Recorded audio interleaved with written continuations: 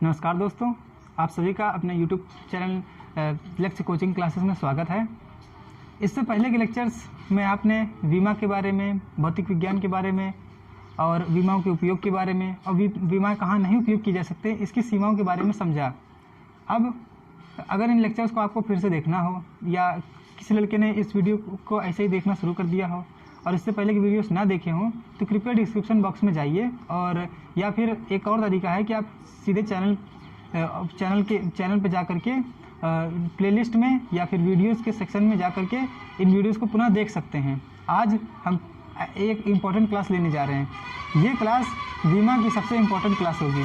कृपया इसको ध्यान से समझिए, पढ़िए और समझिए, क्योंकि इस क्लास में आप अगर पुरानी क्लासेस नहीं भी लिए हैं तो इन क्लासों को अगर आप समझ जाएंगे तो आपको पुरानी क्लासेस का जो कमी हुई है वो यहाँ पर पूर्ति हो जाएगी।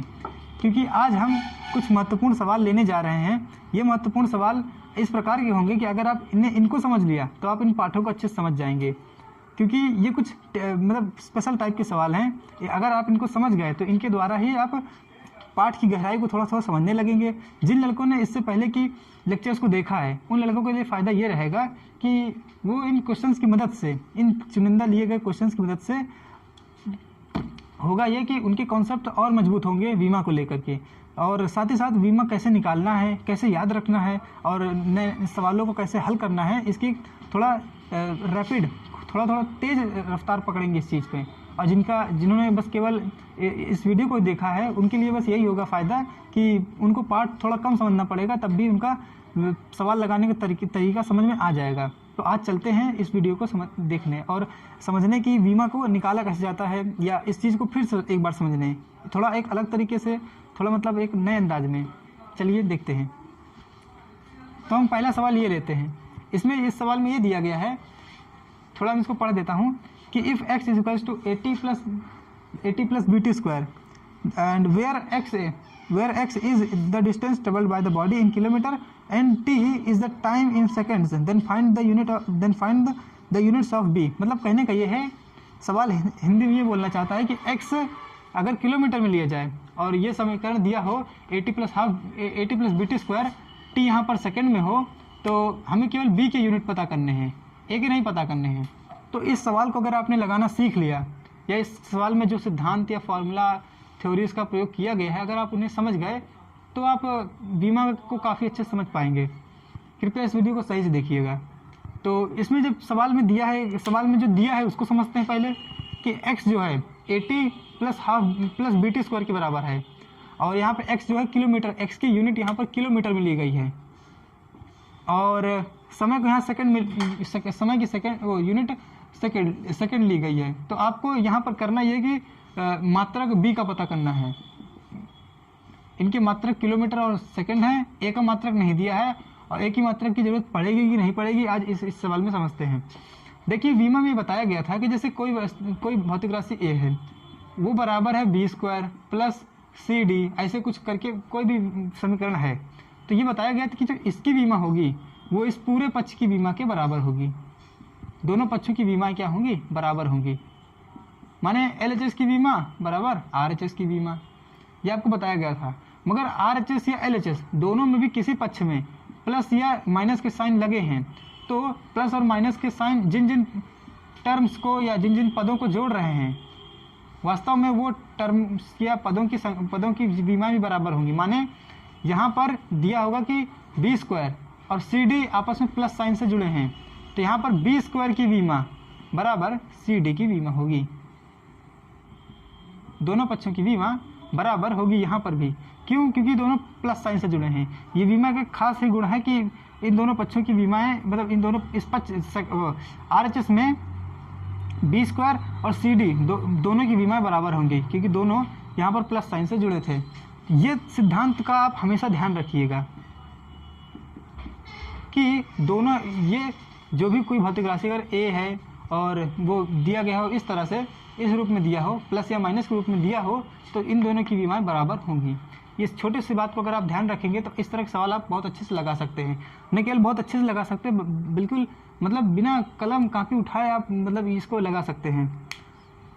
ये सवाल आप केवल मन में थोड़ा सा थिंकिंग करके सॉल्व कर सकते हैं। तो कृपया इस सवाल को अच्छे से देखते हैं कि कैसे जल्दी से इसको हल कर ले जाएंगे। आपको ये देखना है कि x की विमा यहाँ पर क्या है, x की यहाँ पर विमा क्या है।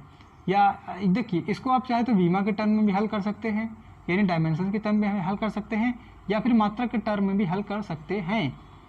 विमा या मात्रक, डायमेंशन और यूनिट्स के फॉर्म पे भी हल कर सकते हैं। मात्रक के रूप में कैसे करेंगे इसको इसी सवाल में बताएंगे। पहले विमा से कर लेते हैं। विमा में ये देखा जाएगा कि x की विमा, LHS की विमा क्या है। LHS की विमा जो है वो x की विमा है, और x की विमा जो है वो है यहाँ पर दूरी के लिए, तो दूरी की विमा होती है L बस। और इसके बाद RHS की विमा देखनी पड़ेगी। RHS की जो विमा है वो AT की विमा के बराबर है, और साथ ही साथ वो BT² की विमा के बराबर भी है। कैसे है इसको अभी बताया गया है, सिद्धांत में समझाया गया कि इस सिद्धांत में कैसे होता है। तो यहाँ पर BT² की विमा जो भी होगी वो L ही होनी चाहिए, L ही होनी चाहिए। माने कहने का ये है कि जो LHS की बीमा है, चूंकि बराबर का चिन्ह यहाँ लगा है, इसलिए RHS की जो बीमा होगी उसके बीमा के बराबर अवश्य होनी ही चाहिए। It must be the same as the dimension of LHS and RHS। मतलब ये कि RHS की जो बीमा होगी वो मस्ट होनी चाहिए कि वो LHS के बराबर हो। तो यहाँ पर हम अब देखिए, यहाँ पर एक फ़ायदा क्या मिला। फ़ायदा ये मिला कि A की बीमा दी नहीं है और B की बीमा पूछ रही है, तो यहाँ पर हमें एक AT की बीमा को पता करने की आवश्यकता भी नहीं, क्योंकि उसकी बीमा आप समझ गए कि उसकी भी बीमा कितनी होगी, L ही होगी। उसकी भी डायमेंशन L ही होगी और BT² की डायमेंशन भी L ही होगी। तो यहाँ पर BT² की बीमा जो होगी वो L होगी, हमने पता कर लिया इन सिद्धांतों से। अब यहाँ पर इसको और थोड़ा सा तोड़ लेते हैं, तो यहाँ पर आ गया B की बीमा और यहाँ पे इंटू T² की बीमा। T² चूँकि T समय है तो समय की बीमा होती है T, और चूँकि स्क्वायर लगा तो T² बराबर L। तो यहाँ पर हम इसको वो करते हैं, B की बीमा बराबर आ जाएगा L भागे T², या इसको और अच्छे से लिख सकते हैं LT-2। तो यहाँ पर जवाब आया, सवाल का आंसर ये आया कि B की बीमा बराबर हो जाएगी LT-2 की। अब आप ये देख रहे होंगे कि ये त्वरण की बीमा के बराबर है, माने B यहाँ पर कहीं ना कहीं त्वरण है, त्वरण माने एक्सेलरेशन है। तो आप ये समझ गए कि इस तरह से हम इस सवाल को हल कर सकते हैं। माने इसमें हमने किया ये कि दोनों पक्षों की बीमाओं को ध्यान में रखा, दोनों के बीच में क्या साइन लगा इसको देखा, गुणा के फॉर्म पर है, मतलब मल्टीप्लिकेशन है, या फिर क्या कहते हैं प्रोडक्ट या मल्टीप्लिकेशन आप कह सकते हैं, वो उसके फॉर्म पर है, या पावर्स जो लगी उन पर ध्यान दिया, और इस सिद्धांत का प्रयोग किया कि LHS बराबर RHS, और दोनों में चूंकि बीच में प्लस का चिन्ह लगा है, इसलिए इन दोनों टर्म्स की जो बीमाएं होनी चाहिए वो बराबर होनी चाहिए LHS के। और LHS यहाँ पर आपने पाया कि ये LHS की बीमा तो वैसे भी आपको मालूम पड़ रहा है कि दूरी होने की वजह से L है।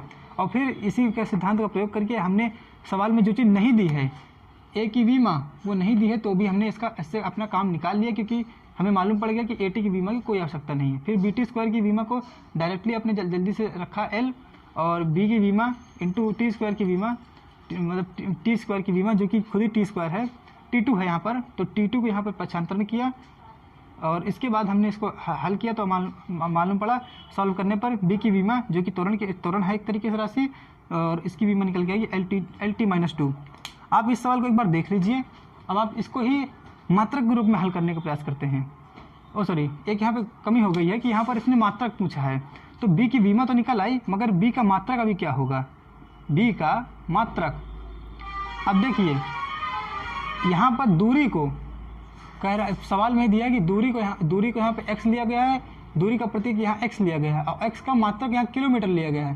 तो जो दूरी का मात्रक यहाँ लिया गया है वो एक तरीके से कह रहा है, चाहता है कि किलोमीटर है। और B की जो बीमा है दूरी इंटू समय की घात -2 है, तो यहाँ पर B का जो मात्रक होगा वो दूरी इंटू समय के मात्रक की घात 2 लगानी पड़ेगी।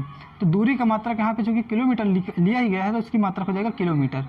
अब यहाँ पे समय का मात्रक देख लीजिए जो कि सेकंड लिया गया है, तो सेकंड, तो ये हो जाएगा इसका मात्रक, किलोमीटर पर सेकंड स्क्वायर, ये होगा इसका मात्रक।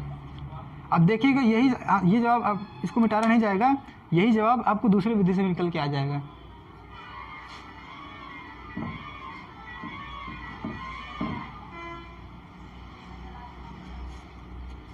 अब देखिए इसी सवाल को आप दूसरे तरीके से भी हल कर सकते हैं, वो ये कि जिस तरह x की बीमा बराबर 80 की बीमा बराबर bt की बीमा, ऐसा होता है ना कि x की बीमा बराबर क्यों होता है आपको सब मालूम ही है, 80 की बीमा बराबर bt स्क्वायर की बीमा।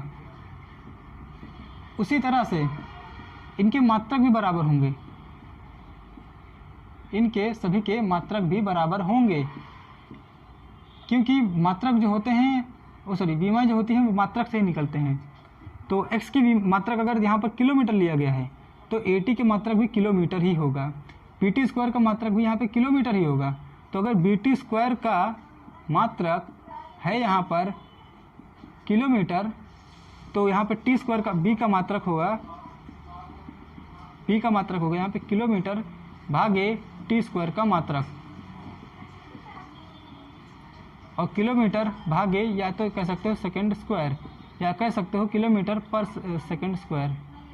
तो b का मात्रक वही निकल के आया जो आपने विमाओं से निकाला। इसी से मालूम पड़ता है कि जो विमाएँ होती हैं वो मात्रक से कितना अच्छा रिलेशन रखती हैं। इस सवाल में ये दो तरीके से हल किया जा सकता है, क्योंकि सवाल में केवल b का मात्रक पूछा गया है, तो आप मात्रक को मात्रक की विधि से भी निकाल सकते हैं। ये मात्रक की विधि थी, और इससे पहले जो विधि अपनाई गई थी वो थी विमाओं की विधि। अब आप एक बात इसको मतलब मन से भी हल कर सकते हैं। मन से कैसे हल करें, चलिए इसको देखते हैं।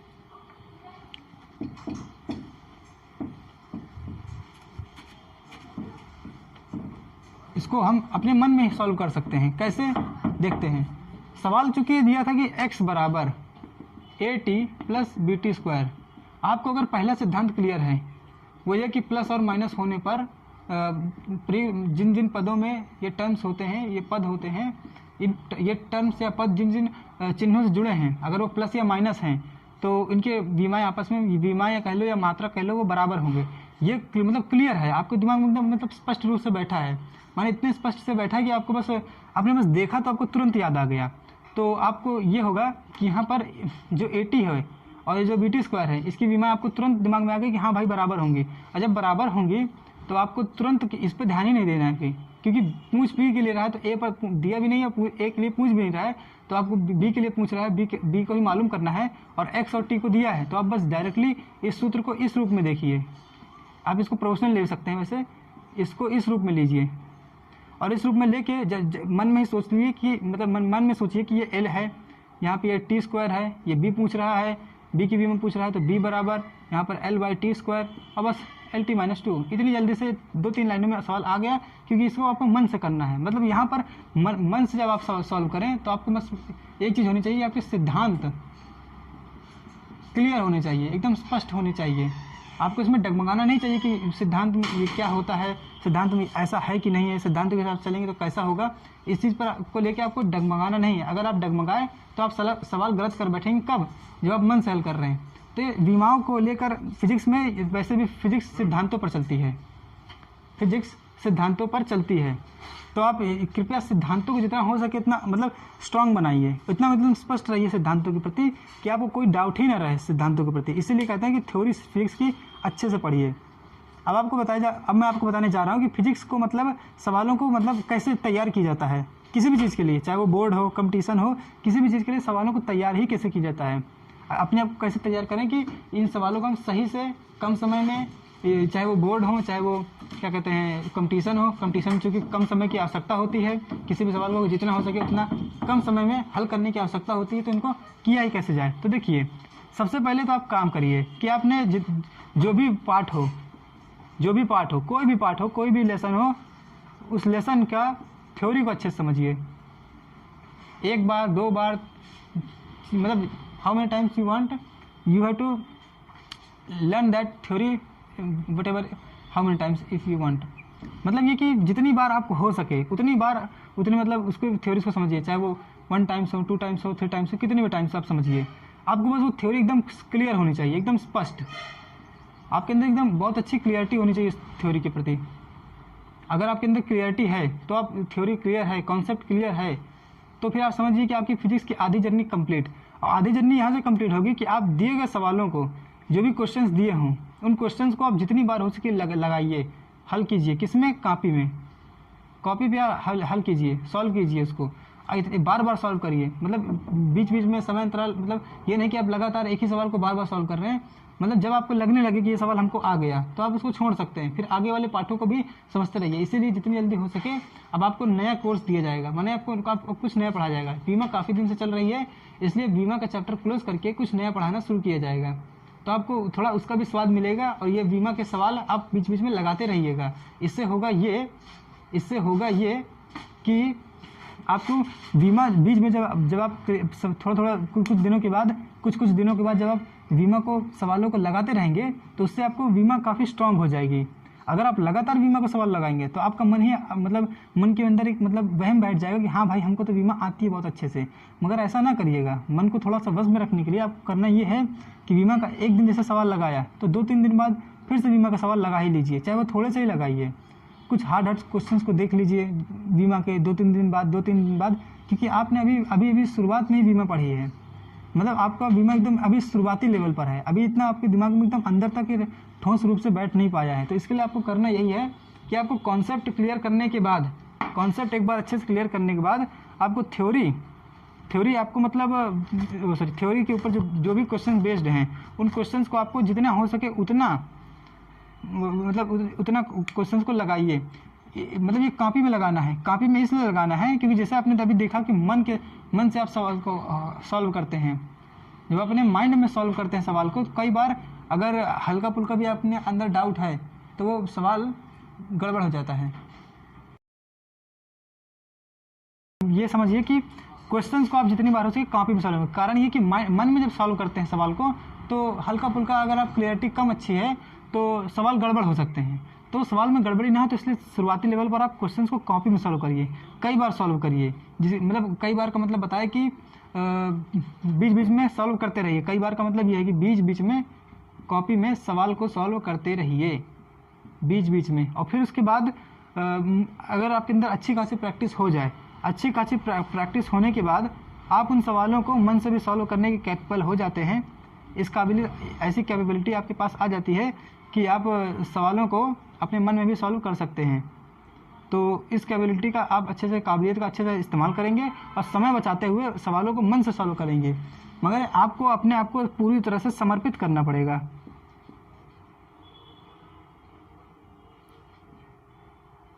आपको अपने आप को अच्छे से समर्पित करना पड़ेगा, माने डेडिकेटेड करना पड़ेगा। किसके प्रति? डेडिकेशन आपको देना पड़ेगा पूरा मतलब फिजिक्स के प्रति। अगर आपने अच्छे से अपने आप को डेडिकेट कर दिया तो आप समझ लीजिए कि आप इसको मतलब अच्छे से समझ जाएंगे। देखिए मेहनत से ज़्यादा कुछ नहीं होता है, सही दिशा में सही मेहनत करने से आपको सफलता मिलेगी। अगर आप सिर्फ इसमें सवाल लगाते रहेंगे मगर आप इसके प्रति मतलब ध्यान नहीं देंगे, आपको यहाँ पर फिजिक्स पे केवल ध्यान देना है। आपने ध्यान दिया, आपने डेडिकेशन यानी कि क्या कहते हैं समर्पण दिखाया, तो आपको फिजिक्स कम मेहनत करने पर भी आएगी। अब इतना समझने के बाद हम अपना नेक्स्ट सवाल लेते हैं।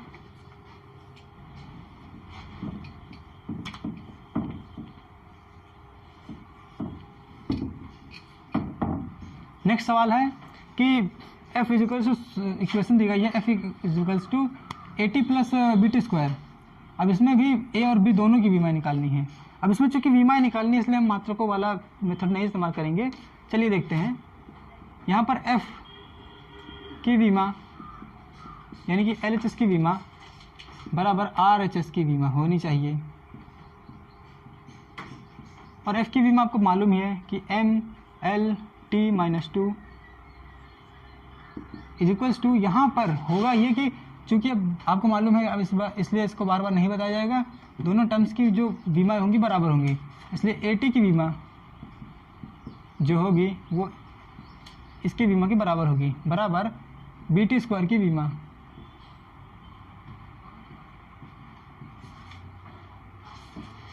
अब यहाँ पर एक पक्ष को लेते पहले मतलब इतने को लेते हैं और हल करके एक की विमा निकालते हैं। तो AT की विमा बराबर MLT-2। यहाँ पर A की विमा बराबर MLT-2 अपॉन T की विमा बराबर MLT-2 अपॉन T ले सकते हो। देखिए ब्रैकेट लगाए जहाँ लगाए इतने मतलब मेन बहुत ज़्यादा ज़रूरी नहीं होती है, मगर इसका हाँ बोर्ड पेपर्स में आपको इनको ध्यान रखना पड़ेगा कि आप इनका मतलब इस्तेमाल कर रहे हैं, नहीं तो आपका सवाल गलत माना जा सकता है। कृपया इस बात का ध्यान रखिएगा। तो एक ही बीमा निकल के आ गई इतनी, माने सवाल कितनी आसानी से सॉल्व हो रहा है देख लीजिए। आपको बस इसे, अगर आप इसे बहुत अच्छी प्रैक्टिस कर लें तो बस केवल माइंड से सोचिए कि एफ है इसकी बीमा के बराबर है और इसकी बीमा के बराबर है, तो ए की बीमा पूछ रहा है तो टी को आप नीचे भेजिए। एफ की बीमा जो दी है उसके भाग में अगर टी आएगा तो बस क्या होगा, टी हल्का सा ऊपर जाएगा, टी इंटू टी -1 और -1 -2 -3 और टी यहाँ से कट चुका होगा। इतना आप मतलब मन में सोच लीजिए कितनी आसानी से सॉल्व हो सकता है सवाल। इसी तरह दूसरा सवाल ले लिया गया कि ml t-2 बराबर माने इतना ये पछ लिया गया है, इसको छोड़ दिया गया है। तो यहाँ पर BT² की बीमा, तो यहाँ पर आया BT² की बीमा बराबर MLT-2 की बीमा, MLT-2 यहाँ पर B की बीमा ले लिया जाएगा MLT-2 अपॉन T² की बीमा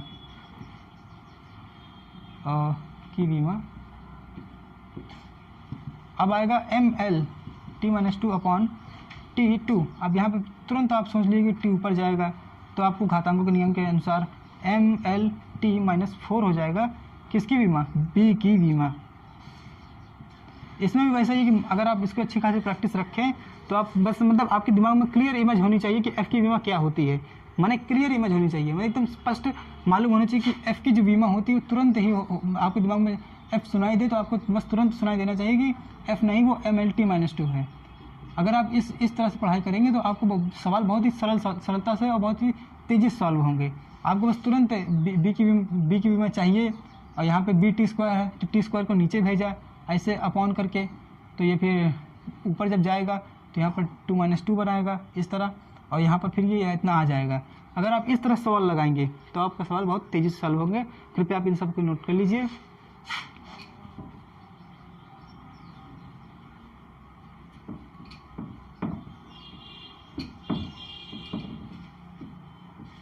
अब नेक्स्ट सवाल देख लेते हैं। थोड़ा सा हल्का सा रत्ती भर एकदम हल्का सा आपको थोड़ा सा डिफिकल्ट लगेगा, मगर आप उसको भी सॉल्व कर पाएंगे। देखिएगा, दिया है इस तरह से, एक अजीब ही फॉर्म मान में दिया गया है, एक अजीब ही तरीके से दिया गया है सवाल, मगर हम इसको पहले समझेंगे सवाल दिया क्या है, कैसे दिया है।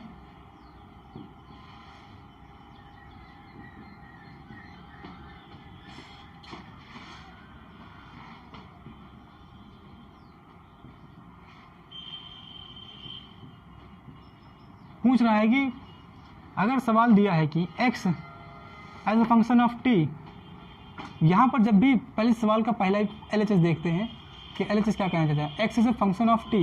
यहाँ पर जो ब्रैकेट लगा करके अंदर t लिखा गया है, इसका ये मतलब नहीं है कि ये दोनों आपस में गुणे में हैं, ये दोनों आपस में गुणे में x इंटू टी नहीं लिखा है, बल्कि ये लिखा है कि x जो है वो समय के फलन के रूप में है। जैसे कि गणित में होता है f is a function of x, y is a function of x या g of x, f of x, इस तरह होता है ना, तो ये उसी तरह ये फंक्शन दिया गया है, बस केवल f या वो नहीं लिखा गया है। तो कृपया से डरिए मत, क्योंकि फिजिक्स में डराने के लिए सवालों में काफ़ी कुछ लिख के दिया जा सकता है, मतलब सवाल में आपको डरना नहीं है। तो यहाँ पर इसकी जो बीमा होगी वो, चूँकि x is a function of t है, माने y बराबर g ऑफ x ले लिया जाए, तो यहाँ पर y की बीमा क्या होनी चाहिए, आपको मालूम है कि जो y की बीमा होगी वही यहाँ पर बीमा होगी। मतलब कि जैसे कि x की बीमा क्या होती है, l होती है, तो l इंटू टी नहीं होगी इसकी टोटल की बीमा, टोटल की बीमा केवल l ही होगी। कृपया आप इस बात को ध्यान में रखिए। तो यहाँ पर LHS आपने समझ लिया। अब ये RHS थोड़ा और ही अलग तरीके से दिया गया है। तो देखिए को ज़्यादा अलग तरीके से नहीं दिया है, ये V0 है जो कि वेग है, और ये अल्फा एक तरह का मतलब एक अच्छा खासा नीतांक है, और मतलब ये नीतांक नहीं है, मतलब एक तरीके से एक अच्छी खासी भौतिक राशि है जो कि क्या है उसका हमें भी निकालना है, क्या उसकी भी हमें बीमा निकालनी है। अब यहाँ पर ये इंटू 1 - c की पावर माइनस अल्फा टी दिया गया है। अब देखिएगा, ये सवाल में थोड़ा थोड़ा हमें दिमाग लगाने की ज़रूरत है, मेहनत करने की ज़रूरत नहीं है, केवल दिमाग और सही दिशा में थोड़ा ध्यान लगाने की ज़रूरत है।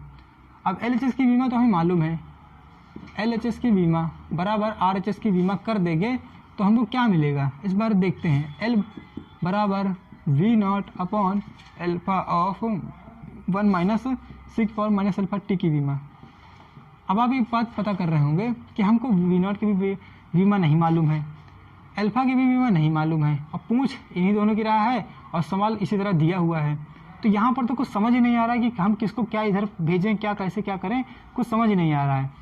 तो यहाँ पर आपको फिर से दिमाग लगाना पड़ेगा, पुराने वीडियोज़ को सही से देखिएगा तो आपको बताया गया हो कभी न कभी कि जो घातें चढ़ाई जाती हैं वो भी एक तरह के अंक होते हैं, क्योंकि बोला जाता है घातांक, बोला जाता है वर्ड जो होता है घातों के लिए होता है घातांक। घातांक में अंक वर्ड आया है, अंक माने नंबर। तो जो नंबर होते हैं बताया गया था कि जो डायमेंशंस होती हैं वो जैसे कोई नंबर है, कोई नीतांक है, उसकी जो वीमाएँ होती हैं हमेशा ही ये होती हैं, मतलब कि M0, L0, T0 वीमाएँ होती हैं। तो यहाँ पर आपका दिमाग थोड़ा सा क्लियर कर रहा होगा। तो ये जो सी की पावर माइनस अल्फा टी है, तो माइनस अल्फा टी की जो वीमा होगी वो वास्तव में 1 या कह सकते हो कि M0, L0, T0 होगी। ये यहाँ पर दिमाग लगाना पड़ेगा। इस तरह मैंने आपको बताया था कि जो e की पावर x होती है, यहाँ पर x की वीमा यहाँ पर हमको लेना पड़ेगा 1, क्योंकि ये घातांक है। अगर ये ना बताया हो तो आप यहाँ पे इसे अच्छे से समझ लीजिए कि यहाँ पर अल्फा टी माइनस लगा है तो भी कोई प्रभाव नहीं पड़ेगा, माइनस आप हटा सकते हैं। तो अल्फा टी की वीमा बराबर M0, L0, T0। अब यहाँ पर अब आप इसका पक्षांतरण करेंगे तो यहाँ पर आप पाएंगे कि T0 भागे T, क्योंकि इसकी इस समय की वीमा T होती है, और तो इसलिए यहाँ पर दिया था ना कि यहाँ पर मेन बात T क्या है, T समय ही है। इसको आप थोड़ा सा क्लियर करिए क्योंकि सवाल में दिया गया था x is a function of T या फिर टाइम। तो इससे मालूम पड़ता है कि टी जो है वो टाइम ही है। तो यहाँ पर टी की वीमा टी की वीमा कैपिटल टी आई और T1 कह सकते हो। तो इसके मतलब अल्फा की जो वीमा आएगी वो T-1 आएगी। अब आपने प्राप्त कर लिया कि टी की वीमा आ गई अल्फा की वीमा आ गई T-1। तो जो T-1 आई है अल्फा की वीमा, अब आप इसको यहाँ पर अगर रख के देखेंगे तो आप पाएंगे कि इसकी वीमा है T-1, इसकी वीमा है T, दोनों आपस में कटेंगे तो क्या देगा T की पावर 0 या फिर 1, या एक तरीके से घातांक। तो आपने यहाँ पे समझ लिया कि जो भी ये बीमाएँ होती हैं वो अगर घातांक मतलब कोई भी भौतिक राशि अगर घातांकों के रूप में है तो टोटल वो जो घात चढ़ी है वो घात वास्तव में उसकी बीमा होगी इस तरह से। तो अब यहाँ पे हमने पता कर लिया कि जो क्या कहते हैं ये है क्या कहते हैं अल्फा की बीमा अगर मालूम पड़ गई कि T-1 है, तो अब सवाल में आगे बढ़ते हैं। सवाल में आगे बढ़ने से पहले आप ये समझिएगा कि ये इसकी वीमा के बराबर होगी, माने सी की पावर माइनस अल्फा टी की वीमा 1 के बराबर होगी। क्यों? क्योंकि दोनों के बीच में प्लस माइनस का चिन्ह लगा हुआ है, मतलब ऋण का यहाँ पे चिन्ह लगा हुआ है। तो यहाँ पर हमें ज़्यादा सोच विचार करने की जरूरत नहीं कि 1 माइनस सी की पावर माइनस अल्फा टी इतना बड़ा एक्सप्रेशन दिया हुआ है, इसका क्या बीमा होगी, नहीं सोचने की जरूरत है। क्योंकि 1 की बीमा तो भाई आप जानते हैं कि वो एक अंक है, उसकी बीमा क्या होगी, तो आप इसकी बीमा हटा सकते हैं। सवाल अब रह जाता है बीमा के रूप में इतना, यहाँ पे ये L है, ये खुद ही बीमा है, तो V0 की बीमा पता करनी है। तो V0 की बीमा यही से सवाल मज़ेदार हो गया था कि L इंटू अल्फा की बीमा।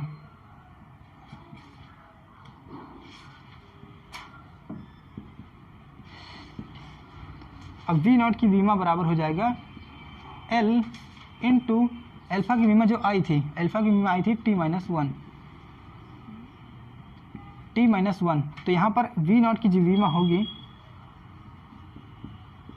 वो हो जाएगी LT-1। देखा, पहले ही कहा गया था कि V0 एक वेग है, मगर आप कभी भी ये ध्यान रखिएगा, ये जल्दबाजी में न रहिएगा कि V मतलब होता है वेलोसिटी, और वेलोसिटी का मतलब वेग ही होगा, इसकी बीमा LT-1 ही होगा। कोई ऐसा हो भी सकता है कि V वेलोसिटी हो, ऐसा हो भी सकता है कि ना हो। कई सवालों में दिया रहता है कि V क्या है, कई सवालों में दिया रहता है कुछ नहीं दिया रहता है, तो निकालना पड़ता है। निकाल कर ही हमेशा रखिएगा, किसी भी तरह की मतलब एक धारणा पर मत चलिए। किसी भी तरह की अगर आप धारणा पर चलेंगे तो आप सवाल गलत कर बैठेंगे।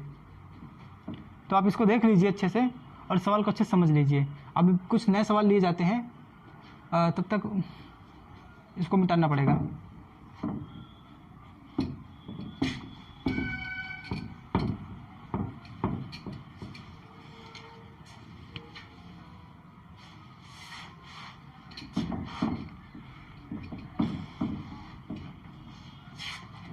कुछ नए सवाल ले लीजिए, जैसे कि चौथा सवाल दिया है कि find the dimensions of physical quantity x in the expression force equals to x upon density. माने अगर कोई सवाल दिया है ऐसे,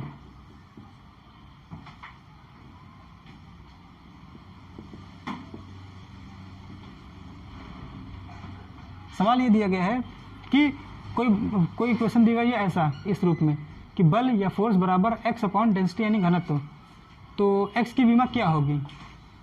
इसको तो आप पहले इस सवाल को ही मतलब पक्षांतरण कर लीजिए, तो x की विमा जो होगी फोर्स की विमा यानी कि बल की विमा गुणे घनत्व की विमा के बराबर होगी। तो यहाँ पर बल की विमा आपको याद रहनी चाहिए, mLt-2 होती है, आपने कई बार सवालों में देखा है। घनत्व की विमा, घनत्व माने आप तुरंत दिमाग लगाइए कि घनत्व का सूत्र होता है रो बराबर m अपॉन v, द्रव्यमान बटे आयतन, और द्रव्यमान की विमा m, आयतन की विमा L3 भाग में, तो यहाँ पर घनत्व की विमा आ गई mL-3।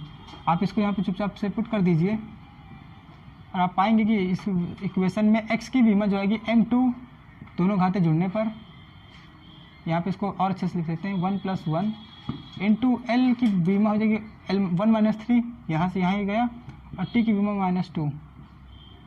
तो आप पाएंगे कि x की विमा जो है वो है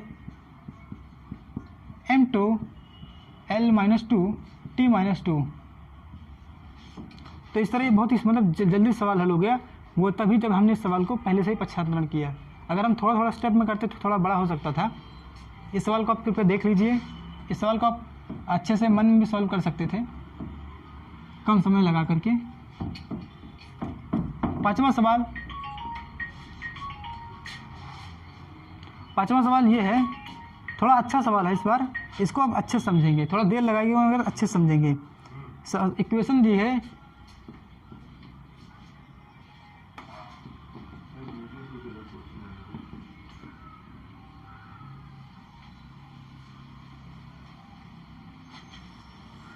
सवाल क्या दिया है पढ़ते हैं पहले।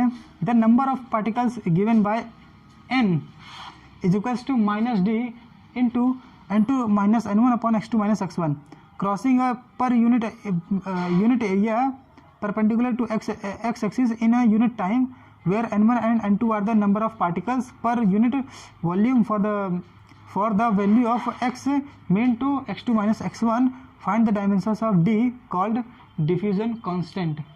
सवाल इंग्लिश में है मगर उसका हिंदी में मैं इसको बता देता हूँ कि यहाँ पर d को डिफ्यूजन कांस्टेंट कहा गया है।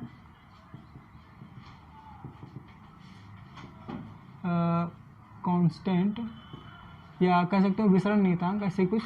तो ये यहाँ पे सवाल को आखिर में बता दिया गया, एक जानकारी दी गई है जिसका हमें कोई मतलब नहीं है, इसलिए इसको हटा देते हैं। सवाल को फिर से अच्छे समझते हैं हिंदी में। इस बार कहा गया है कि जो n जो है, n यहाँ पे है क्या, number of particles crossing up per unit area perpendicular to x axis in per unit time. माने जैसे कि आपको मालूम होगा x एक्सिस और y एक्सिस होते हैं, तो x एक्सिस की मतलब परपेंडिकुलर का मतलब है लंबवत, माने x अक्ष के लंबवत प्रति सेकंड प्रति एकांक क्षेत्रफल से गुजरने वाले कणों की संख्या, पार्टिकल्स की संख्या है वो इस सूत्र से दी जा रही है। माने अगर किसी x अक्ष के लंबवत का मतलब होता है कि जैसे आप समझ लीजिए, अगर आपको ये पूरा बोर्ड दिख रहा हो, वैसे नहीं दिख रहा होगा, मान लीजिए कोई बोर्ड है और ऊपर वाले इसको लिया गया है y एक्सिस और नीचे वाले को लिया गया x एक्सिस, तो इस रेखा के लंबवत क्या है आपको समझ में आ रहा होगा, ये रेखाएं इसके लंबवत हैं। तो यहाँ पर इसका क्षेत्रफल निकालने के लिए मान लीजिए कि गोल गोल ऐसे है, मतलब जैसे कि ऐसे गोल हो फिर ऐसे गोल हो और रेखा ऐसे जा रही हो 3D में, 2D में नहीं 3D में, तो उस तरह 3D में प्रति एकांक क्षेत्रफल मान लीजिए कि ऐसे से ये गोल, इनका क्षेत्रफल क्या है 1 मीटर पर सेकंड, 1 मीटर स्क्वायर। तो ये हो गया एकांक क्षेत्रफल, इसे ही कहते हैं एकांक क्षेत्रफल कि उसका क्षेत्रफल की जो यूनिट होती है उसके ही बराबर उसकी क्या कहते हैं मान है, उसका मतलब परिमाण जो है उसकी क्या कहते हैं यूनिट के बराबर है। यूनिट यहाँ पर मीटर स्क्वायर है तो उसका परिमाण, उन क्षेत्रफलों का परिमाण हो गया 1 मीटर स्क्वायर उसका क्षेत्रफल है। उतने क्षेत्रफल में से 1 सेकंड के अंदर जो कण गुजर रहे हैं यहाँ से, समझ लीजिए यहाँ से इन मतलब क्षेत्रफलों से कणों की संख्या गुजर रही है 1 सेकंड के अंदर, उन कणों की संख्या होगी diffusion constant into n2 - n1 upon x2 - x1। अब ये n2 n1 s2 x1 क्या है इसको भी समझ लेते हैं। सवाल में और आगे दिया है कि where n2 and n1 are the number of particles per unit volume of value for the value of x। मतलब ये कि ये जो n2 और n1 दोनों ही प्रति एकांक क्षेत्र आयतन में, इस बार प्रति एकांक आयतन माने वॉल्यूम, प्रति एकांक आयतन या वॉल्यूम में उपस्थित कणों की संख्या है, कणों की संख्या। और x क्या है, x यहाँ पर volume of the value of x mean to x2 and x1। x यहाँ पर दूरी है, क्योंकि x अक्ष पर आपको मालूम होगा यहाँ पर x1 मान सकते हैं, यहाँ पर x2 होता है, तो x केवल एक तरह की दूरी है। ये 0 होता है 0,0, तो 0,0 से x अक्ष पर x1 एक तरह की मतलब ये दूरी है इतनी, और x2 जो है वो इतनी है। तो x आपको समझ में होगा, अगर दूरी दे रहा है तो x1 और x2 की विमा क्या हो जाएंगी, l। सीधी सी बात है कि x1 और x2 यहाँ पर l की विमाएँ l हो जाएंगी। तो कृपया आप इस सवाल को थोड़ा सा अच्छे से समझ लीजिए, क्योंकि आप समझा तो दिया गया है, मगर वो थोड़ा सा स्थिर दिमाग से समझ लीजिए, क्योंकि सवाल में काफ़ी सारी चीज़ें दी गई हैं तो दिमाग घूम रहा होगा। मगर आप थोड़ा डरिए मत, क्योंकि सवाल को डराने के लिए दिया गया है। सवाल में दम कुछ नहीं है, अभी आप इसको अच्छे से देखेंगे। अब चूँकि आपने सवाल में देखा होगा कि सॉरी पहले अच्छे से 1 2 3 और चीज़ें समझ लेते हैं। जैसे कि n जो है, n है कणों की संख्या, इसको सवाल लिख दिया जाए अच्छा से, कणों की संख्या भागे प्रति एकांक क्षेत्रफल दिया था, एकांक क्षेत्रफल, या मैं बस इतना ही लिख देता हूँ, एकांक क्षेत्रफल के लिए एक क्षेत्रफल, और प्रति क्या कहते हैं कणों की संख्या प्रति एकांक क्षेत्रफल प्रति सेकंड या प्रति समय। तो यहाँ पर होगा ये कि ये 1 सेकंड हो जाएगा। ये कैसे होगा अभी बताता हूँ। जैसे दिया गया हो कि द्रव्यमान प्रति आयतन और फिर प्रति 1 सेकंड, तो यहाँ पर ये होता नहीं कि m/a/t हो जाता है गणित में, उसी तरह ये हुआ है। इस बार यहाँ पर लिया गया है कि कणों की संख्या भागे क्षेत्रफल, भागे क्षेत्रफल को आप a से डिनोट करते हैं ना, इसलिए a लिखा गया है, क्षेत्रफल भागे समय, समय का मतलब t। तो यहाँ पर होता है कि ये कण भागे क्षेत्रफल इंटू समय हो जाता है, उस तरह ये हुआ है। आप इसको समझ चुके होंगे। तो यहाँ पर चूँकि कणों की संख्या दिए हैं, और ये जो n2 n1 है इसके लिए भी कणों की संख्या भागे आयतन दिया गया है, तो कणों की संख्या की विमा आपको मालूम होगी कि इनकी विमा 1 या कुछ नहीं मतलब मान सकते हैं। तो ये सवाल आप समझ में आ रहा होगा कि इसमें सवाल में दम नहीं है। तो इसको हम अच्छे से अब सवाल को हल करते हैं। इसमें पूछ जिस चीज़ के लिए रहा उसको मतलब सॉल्व करके निकाल लेंगे। पूछ ये रहा था कि यहाँ पर पूछ क्या रहा है, find the dimensions of diffusion constant d। इसकी विमा पूछ रहा है, और इनकी विमा हमको मालूम पड़ गई। तो देखते हैं यहाँ पर पहले जी देखिए, सबसे पहले सवाल को थोड़ा सा ऐसे ही सॉल्व करते हैं। n2 और n1 चूँकि बीच में माइनस का चिन्ह लगा है, x2 और x1 बीच में माइनस का चिन्ह लगा है, तो इसकी विमा बराबर, इसकी विमा बराबर, तो इतने सवाल हटा देने पर भी कोई प्रभाव नहीं पड़ेगा। यह माइनस का चिन्ह भी किसी प्रभावकारी नहीं है, इसलिए इसको भी हटा दिया गया। तो ये सवाल बहुत छोटा सा बन गया, nd बराबर n2/x2। इसकी विमा तीनों की पता है, तो अब बस निकाल लीजिए। पहले इसको सॉल्व कर लीजिए चाहे, या ऐसे ही शुरू कर दीजिए। शुरू करते हैं। n की विमा बराबर d की विमा इंटू n2/x2 की विमा। तो यहाँ पर d की विमा निकालनी है, तो d की विमा को अलग कर लेते हैं। यहाँ पर आएगा n की विमा, अभी देखिए n की विमा इंटू ये x2 इधर जाएगा, तो x2 की विमा, और ये n2 नीचे आएगा अपॉन n2 की विमा। n की विमा क्या हो सकती है, सवाल को एक बार फिर से देख लेना, क्योंकि n की विमा को अगर आप क्लियर ना हो रही सवाल को एक बार फिर से देख लीजिएगा। सवाल दिया था कि n जो है वो क्या कहते हैं पर यूनिट एरिया पर सेकंड एक्स अक्ष के परपेंडिकुलर का प्रतीक ये होता है, पर एक्स अक्ष के परपेंडिकुलर गुजरने वाले कणों की संख्या है, पार्टिकल्स के नंबर ऑफ पार्टिकल्स हैं। तो जो n की विमा होगी, n की विमा यहाँ होनी चाहिए कणों की संख्या या एक तरीके से केवल संख्या अपॉन क्षेत्रफल इंटू टाइम। तो यहाँ पर इसकी विमा तो 1 हो गई, या ऐसे ही 1 ले लीजिए, या ले लीजिए, या ले सकते हैं L0 M0 T0 भागे क्षेत्रफल की विमा L2, समय की विमा T। तो ये जब ऊपर जाएंगे तो n की विमा जो आएगी वो आएगी L-2 T-1 ये। तो यहाँ पर आप सीधे रख सकते हैं m ले सकते हैं M0 L-2 T-1। मतलब आपको थोड़ा सा भी डाउट नहीं होना चाहिए यहाँ पे m लिख दिया तो गलत हो गया, कोई बात नहीं, ऊपर घात 0 चला दीजिए, काम खत्म हो जाएगा अगली बार में इसका। x2 की विमा क्या होनी चाहिए, x2 और x1 बताया गया था कि x अक्ष की इससे एक तरह की दूरी है, आपने गणित में पढ़ा होगा, ये दूरियां हैं 0,0 से। तो x2 की विमा जो होगी वो 1 हो जाएगी l भागे n2 की विमा। तो n2 क्या है x1 पर n1 और x2 पर n2। n1 जो है वो x1 बिंदु पर क्या कहते हैं कणों की संख्या प्रति एकांक आयतन में कणों की संख्या है, कणों की संख्या भागे आयतन है, कणों की संख्या भागे ये भी आयतन है। तो यहाँ पर जो n2 है, n2 की विमा जो होगी वो कणों की संख्या भागे आयतन। आप जानते हैं कणों की संख्या की विमा क्या हो जाएगी 1, और आयतन की विमा होती है v3 नहीं मतलब v बराबर L3।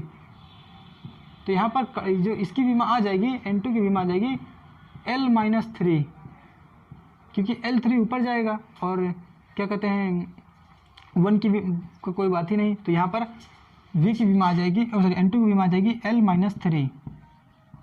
अब इस सवाल को आप सॉल्व करेंगे तो यहाँ पे आ जाएगा L को एक साथ कर लेते हैं तो L-2 + 1 और नीचे से ऊपर गया तो +3 और T-1। तो जो डिफ्यूजन कांस्टेंट T की विमा है वो निकल के आएगी जो कि होगी 3 1 4 में से हो गया प्लस का 2 इंटू T-1 L2 T-1 ये होगी D की विमा। अब इस तरह से सवाल कितनी आसानी से सॉल्व हो गया आपको मैं बताना चाहूँगा। ये सवाल थोड़ा देख लीजिए, ये सवाल वास्तव में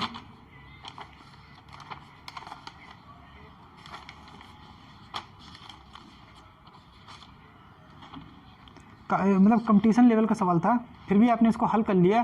तो आप समझ सकते हैं कि अगर आप थोड़ा सही से कॉन्सेप्ट लगाएं तो सवाल चाहे जिस भी लेवल पर हो, बोर्ड लेवल पर चाहे कंपटीशन लेवल पर, सवाल हल हो सकते हैं। कृपया इसको आप एक बार नोट कर सकते हैं।